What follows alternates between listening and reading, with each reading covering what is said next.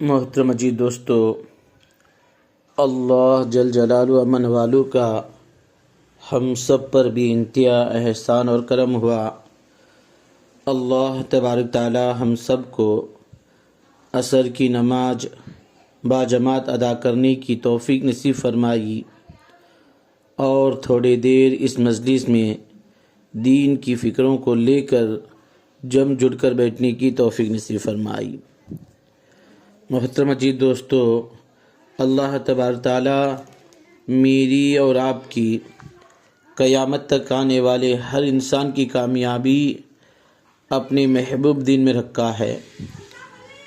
جس کی زندگی میں دین ہوگا، اللہ کے احکام ہوں گے، نبی کے طریقے ہوں گے، اللہ تبارک تعالی ناکامیابی کے نقشے میں بھی رکھ کر کامیاب کر کے بتائے گا۔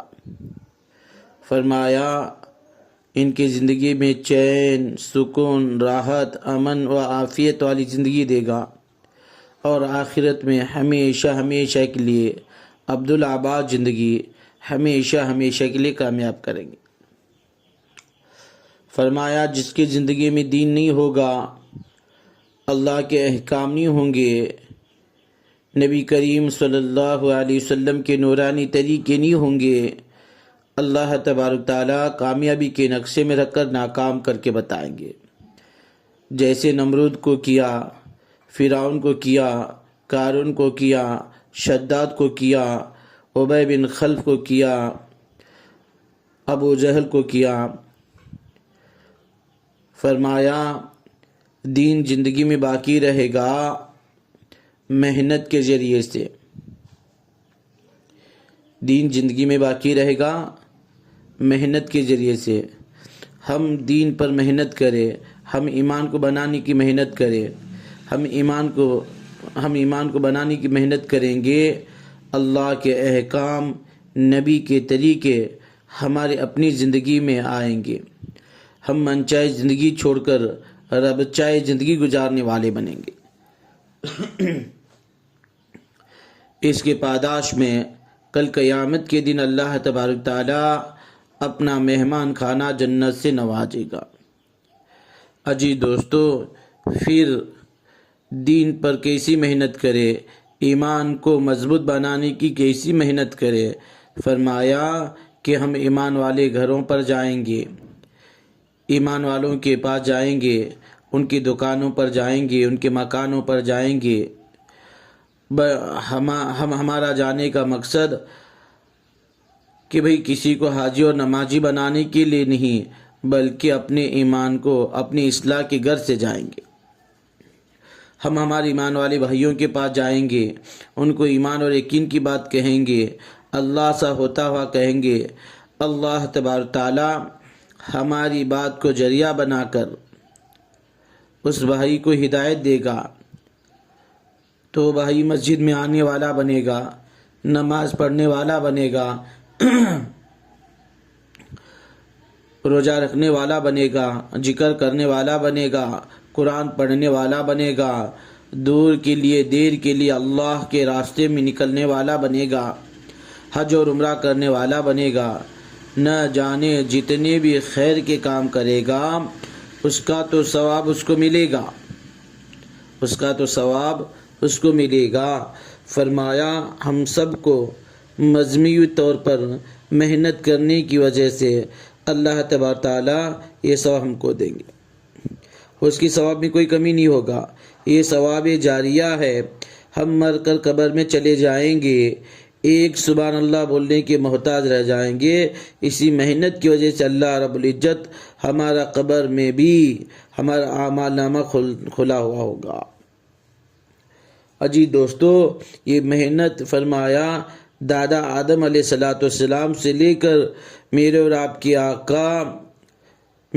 کے آقا خاتم النبی امام الانبیاء علیہ السلام نے اس کام کو کیا، یعنی یہ گشت والا عمل ہے۔ فرمایا اس کام کو اللہ کے نبی صلی اللہ علیہ وسلم ہر حال میں کیے۔ مکہ کے بازاروں میں مدینہ کے گلیوں میں، مینا کے گھاٹیوں میں، حاجیوں کے قافلوں میں، رات میں، دن میں، بارش کے موسم میں، گرمی کے موسم میں، سردی کے موسم میں، ہر حال میں اس کام کو کیا ہے۔ فرمایا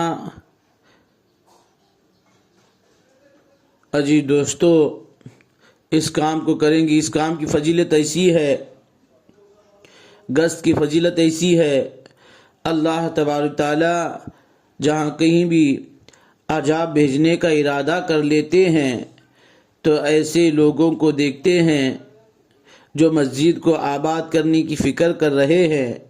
فرمایا اللہ تبارک تعالی اپنے عذاب کو روک لیتے ہیں۔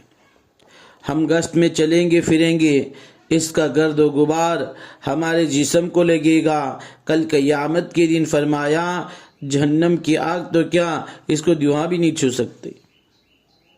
ہم ایک قدم چلیں گے، فرمایا 700 قدم چلنے کا ثواب ملے گا۔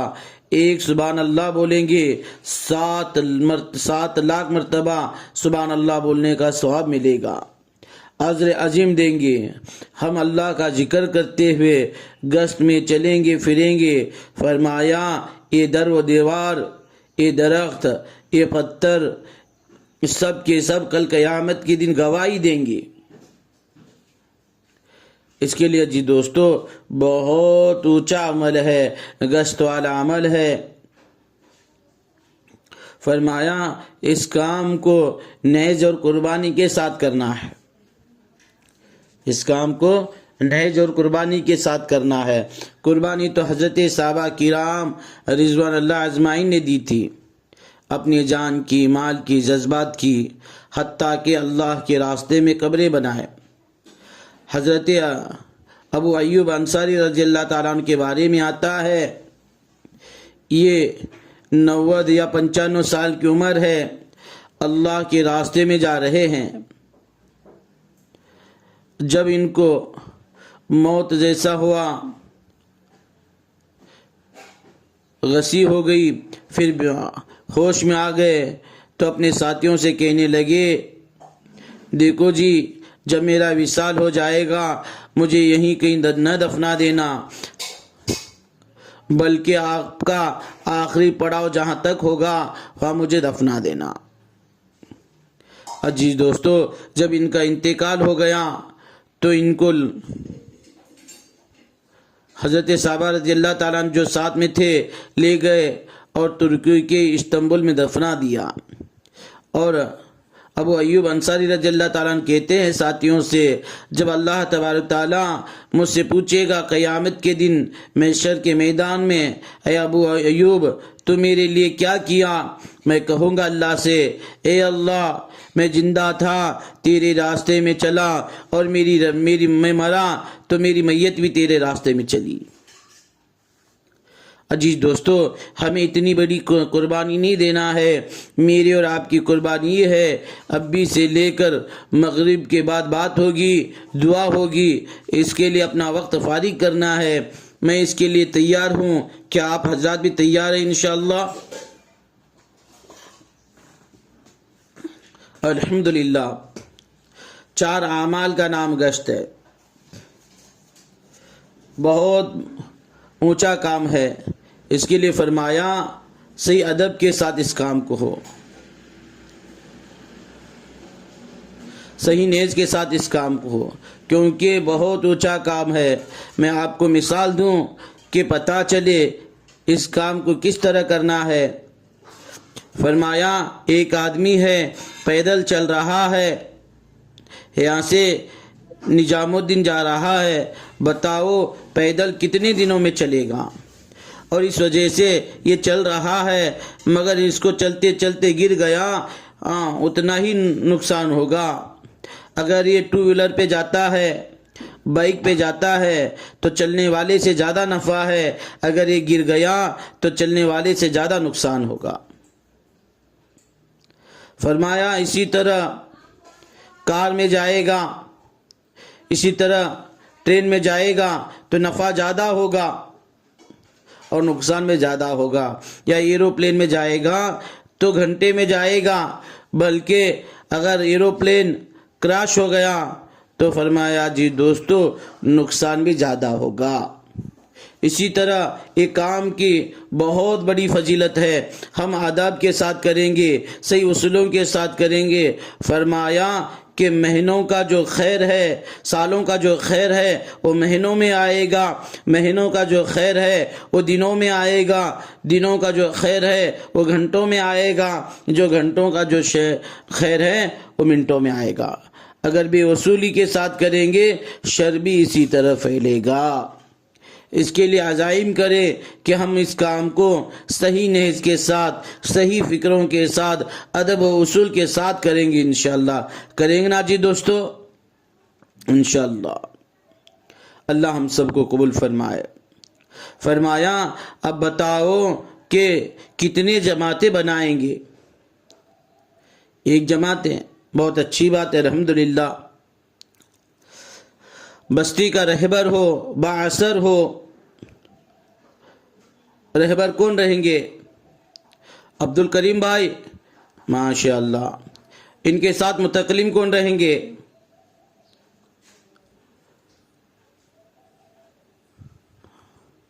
عبداللہ بھائی، ماشاءاللہ ماشاءاللہ۔ اور امیر ذاکر حسین بھائی، بہت اچھی بات ہے۔ تو ان کے ساتھ کون تیار ہے؟ کیا نام آپ کا؟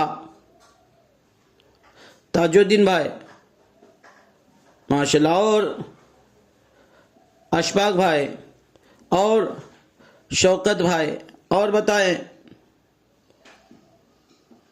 دستگیر بھائی، ماشاءاللہ۔ اور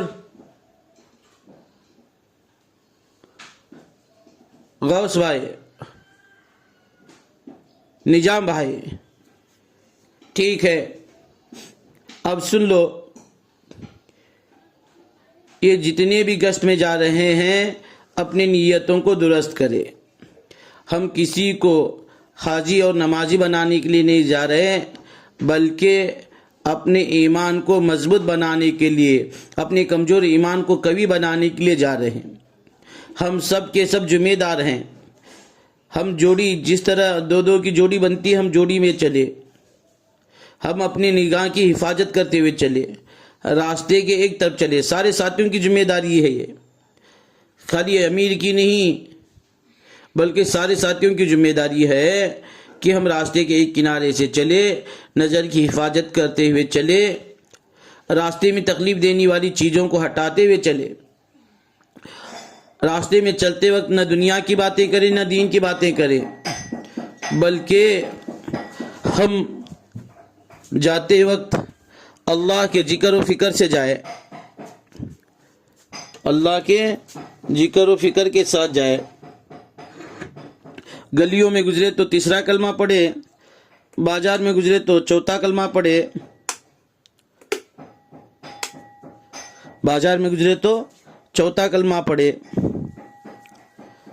فرمایا جہاں رہبر کھڑے ہونے کے لیے کہیں گے وہاں کھڑے ہوں گے، اور ہم کھڑکی اور دروازے میں نہ جھانکیں گے اور ذکر فکر کے ساتھ کھڑے ہوں گے۔ جب ساتھی آتا ہے، متکلم اپنے بات کو شروع کرتا ہے، تو بجائے ساتھی کو دیکھنے کے متکلم کے چہرے کو دیکھتے ہوئے بات کو سنیں اور اپنی ذکر کو بند کر دیں اور بات کو محتاج بن کر سنیں۔ بات میرے لیے ہو رہی ہے، ایسے اندازے میں سنیں۔ جب ساتھی نقد تیار ہو جاتا ہے، متکلم امیر کے حوالے کرتے ہیں، تو امیر جب ساتھی کو مسجد کو چھوڑنے کے لیے کہتے ہیں، جب ساتھیوں کے ساتھ یہ کرتے ہیں تو ساتھی دو ساتھی اس ساتھی کو ایمان اور یقین کی بات کرتے ہوئے لائیں، مسجد تک لائیں، پھر استقبال والے کے حوالے کرے۔ اگر بستی معلوم ہے تو واپس جا کر اس جماعت میں جڑے، نہیں معلوم ہے تو فرمایا ہم جا کر درمیان میں جو بات چل رہی ہے اس میں جا کر بیٹھنے کی فکر کریں۔ کیا کریں؟ اس میں جا کر بیٹھنے کی فکر کریں۔ یہ ہے سارے ساتھیوں کے کام، جتنے لوگ گشت میں جا رہے ہیں ان کی۔ اب امیر صاحب کا کام یہ ہے کہ ساتھیوں کا پہلے ذہن بنائے۔ ہم کسی کو حاجی اور نمازی بنانے کے لیے نہیں جا رہے، بلکہ اپنی اصلاح مقصود ہے۔ ساتھیوں کا ذہن بنائے، پھر جوڑیاں بنائے، رہبر اور متکلم کو آگے کر دے اور بیچ میں دو دو ساتھیوں کی جوڑی بنائے، خود ایک ساتھی لے کر پیچھے ہو جائے اور نکلنے سے پہلے اللہ کی مدد یعنی دعا مانگ کر جائے۔ اور جب جا رہے ہیں، گشت میں جا رہے ہیں، تو بے وصولی ہو رہی ہے۔ بے وصولی کیا ہوتی ہے؟ جو یہاں رہبر ہے تو رہبری دوسرا رہبر بن رہا ہے، جو یہاں رہبر طے تھے وہ نہیں بلکہ دوسرا آواز دے رہا ہے، یہ بے وصولی ہے۔ متکلم جو ہے وہ کہہ رہا ہے نگد آنے کے لیے، دوسرا ساتھی کہہ رہا نہیں مغرب میں آئے گا۔ ایسے باتوں سے بے وصولی ہے۔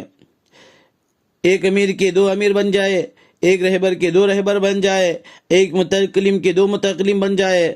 فرمایا جی دوستو یہ کیا ہے؟ بے وصولی ہے۔ اگر ایسی بے وصولی ہوتی ہے تو جماعت امیر کا کام ہے کہ ساتھیوں کو ایک طرف کرے، ترغیب دے کہ بھئی یہ اونچا کام ہے، یہ نبی والا کام ہے، اس کو صحیح نہج پر کرنی ہے، اس کو صحیح نہج پر کرنا ہے۔ رہبر کا کام رہبر ہی کرے، متکلم کا کام متکلم کرے، امیر کا کام امیر ہی کرے، باقی ساتھیوں کا کام ہے اپنے ذکر و فکر کے ساتھ چلے۔ اس طرح ترغیب دے کر پھر جماعت روانہ کرے، پھر چلے۔ پھر اسی طرح دوسری مرتبہ بھی بے وصولی ہو رہی ہے، پھر اسی طرح ترغیب دے۔ پھر تیسری مرتبہ بھی بے وصولی ہو رہی ہے، فرمایا گشت نہ کرے بلکہ واپس کرے، جماعت کو واپس لائے، کیونکہ بے وصولی کے ساتھ گشت کریں گے عزیز دوستو بجائے خیر کے شر پھیلے گا، بجائے خیر کے شر پھیلے گا۔ یہ امیر کا کام ہے۔ جب نگر ساتھی تیار ہوتا ہے تو فرمایا اس کو گشت میں لے کر نہ چلے۔ امیر صاحب کا کام یہ ہے کہ اس کو فوراً مسجد کی طرف روانہ کرے دو ساتھیوں کو دے کر، کیونکہ ہو سکتا ہے ذمہ دار بھی ہو، اس وقت کے فضائل گشت نہ سننے کی وجہ سے بے وصولی ہو سکتی ہے۔ اس کے لیے حکمتاً دو ساتھیوں کو دے کر اس کو مسجد کو بھیجے۔ جب ساتھی کہتا ہے، رہبر کہتا ہے گشت ختم ہو گیا، پھر ساتھیوں کو ایک طرف جوڑ کر ان کا ذہن بنائے، کہے کہ بھئی الحمدللہ اللہ تبارک تعالیٰ کا احسان ہے، اللہ نے بہت اونچا عمل، نبی والا عمل ہم سے لیا ہے، اللہ کا شکر ہے۔ فرمایا جس طرح گشت کرنا تھا اصولوں کے ساتھ، فرمایا اس طرح سے نہ کر سکیں، اللہ ہمیں معاف فرمائے۔ اور عزیز دوستو ساتھیوں سے عزائم کرائیں کہ اب دوبارہ جہاں بھی جب بھی گشت کریں گے صحیح نیز کے ساتھ، صحیح اصولوں کے ساتھ، ادب کے ساتھ اس کام کو کرنے کا عزائم کرائیں اور استغفار پڑھتے ہوئے مسجد کی طرف نکلیں۔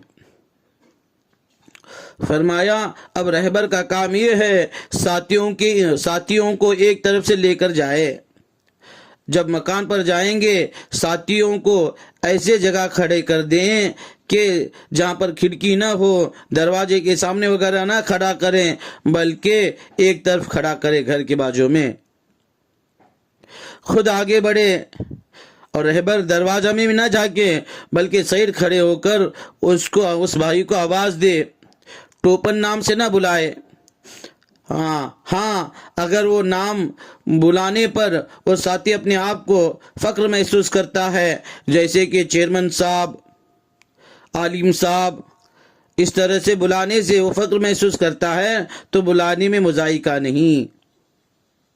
ورنہ جی دوستو فرمایا رہبر کا کام ہوتا ہے کہ اس کو عبداللہ ہے، عبداللہ بھائی سے آواز دیں،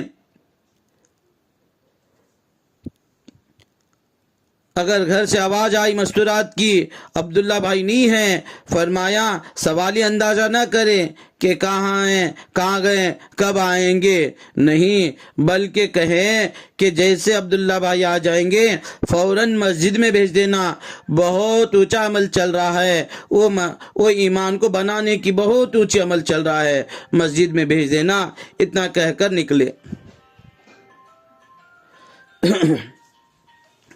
فرمایا اگر کسی کے آنے کی آہٹ آتی ہے تو سلام کرے، اگر ماں بہنیں ہوتی ہیں تو وہ اپنے قدموں کو روک لیں گی۔ اگر ساتھی آ رہا ہے تو دیکھے وہ کس حال میں ہے، سر پہ ٹوپی پہنا ہوا ہے یا نہیں، شرٹ پہنا ہوا ہے یا نہیں، پیر میں چپل ڈالا ہوا ہے یا نہیں۔ اگر چھوٹے بچے ہیں تو اس کو دے کر آنے کے لیے کہے، وہ ساتھی کو ایسے تیار کرے، وہ ساتھی جیسے اپنے آپ کو نماز کو جانے کے لیے تیار ہوتا ہے اسی طرح تیار کر کے لائے۔ جب ساتھی تیار ہو کر آیا ہے تو آگے بڑھ کر کہے اللہ بڑے، اللہ کی بات بڑی، اللہ کی بات کو لے کر اللہ کے بندے اللہ کے گھر سے آئے ہیں۔ یہ اللہ کا نام، لفظ اللہ 5 مرتبہ اس کے کان میں گرے گا، دل پر اثر ہوگا، پھر اس سے مصافحہ کر کے سیدھے متکلم کے ہاتھ میں اس کا ہاتھ دے، سیدھے متکلم کے ہاتھ میں اس کا ہاتھ دے۔